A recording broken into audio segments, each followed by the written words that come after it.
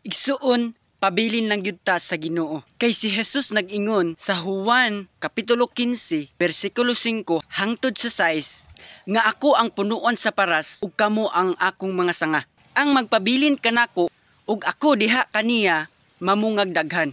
Kay kun wala ako, wala kamoy mahimo.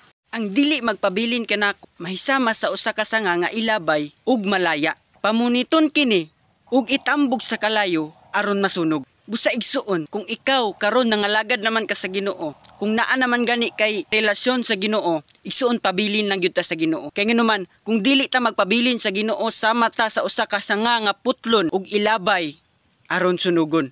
Ing ana sab kita mga igsuon kung dili ta magpabilin sa Ginoo pag muikyas ta sa pagpangalagad sa Ginoo, pag mu backslide ta, pag mupadayon ta sa pagpakasala or mas pilion nato ang sala kaysa Ginoo. Igsuon sultihan ti ka nga itambok unya ka sa linaw nga kalayo. Pero challenge lang sa tuang nga nangalagad ta sa Ginoo.